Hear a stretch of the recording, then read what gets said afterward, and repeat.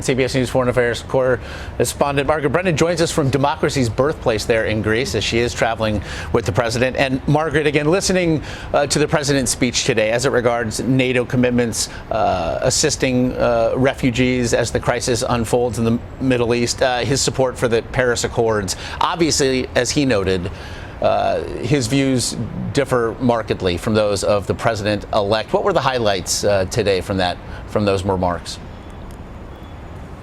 Well, this is difficult for President Obama, who has to have a lot of private, awkward conversations, but yet project this sort of optimistic view of the future of America and how it relates to the world under President-elect Trump, when he himself is not quite clear on what Trump will do, other than these private assurances that he's not going to break apart from NATO and our military alliances.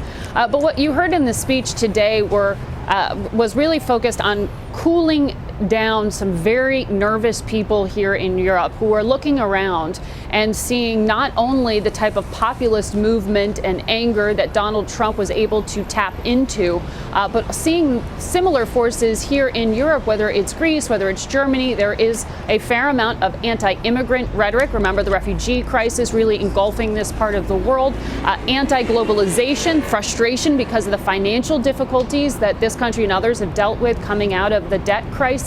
And this disorientation that President Obama described today, that he pinned blame on social media in some ways for, in the information age, basically saying people are so inundated with change right now that they're clinging to whatever identity they can. And he pinned this sort of nationalism, crude nationalism as he called it, on that trend. But he really tried to take an uplifting point here, saying America can still be counted on.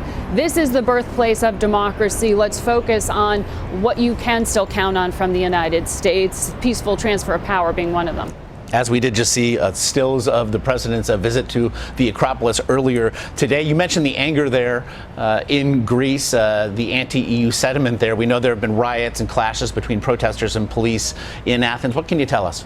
Well, some of that does typically happen this time of year because of a national holiday, but it also was a group of what I'm told are typically left-wing protesters here who were planning to march to the U.S. Embassy, some communists, some anarchists, some who are just anti-U.S. A lot of that deep-seated anger at American foreign policy going back decades, where in the past the U.S. did support a dictator, a strongman of sorts, at a time when there were democratic movements otherwise. So it's always a good reminder to the American people that just because we have an election every 4 years or reset for 8 years, it doesn't mean that the rest of the world forgets what happens when America, as the global leader over the past 70 years, has instituted very different types of foreign policy. And so that's really why, Josh, Americans are so looked to for upholding the global order, because it is such a military behemoth, it is such an economic behemoth, that the direction that America goes in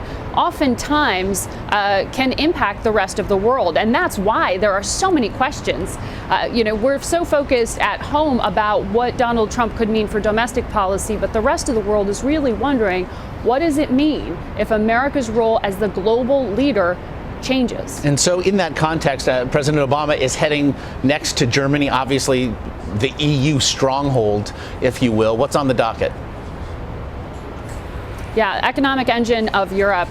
Germany has also become really a political leader within Europe. And to President Obama, the Chancellor Angela Merkel has become one of his closest allies. He calls her the closest. They partnered together, particularly focusing on how to push back Vladimir Putin from some of the attempts at land grabs he's made, particularly with that military intervention in Ukraine. So Russia will absolutely be a point of conversation in his private meetings with Angela Merkel. But this is also a country that has been inundated with refugees, that is going through some political frustrations going into the 2017 election there. There is some concern that a populist wave could take away that bit of stability here in Europe. So there are a lot of difficult things that the president will talk through. And this is extra awkward when President Obama and Angela Merkel stand side by side at a press conference tomorrow, because Germany's chief diplomat publicly called Donald Trump a preacher of hate. And he said that don't doubt that this is going to make working with America a lot tougher. So he's in many ways brushing off these nice faces being put on American alliances remaining strong. He's saying quite clearly that's not going to be the case with us, certainly diplomatically. Angela Merkel may have some cleaning up to do when she speaks to the press, and President Obama on Friday will be sticking around as well to meet with the leaders of France, the UK, Italy, Spain, and Germany. It's a meeting of the minds to figure out what's next for the direction of this continent, which is already frustrated in dealing with Brexit, a threat to the stability of the European Union itself. That's what awaits the president. Of course, as we see over your left shoulder, the president will be leaving quite a magic hour there in Athens. Margaret Brennan, as always, we appreciate it.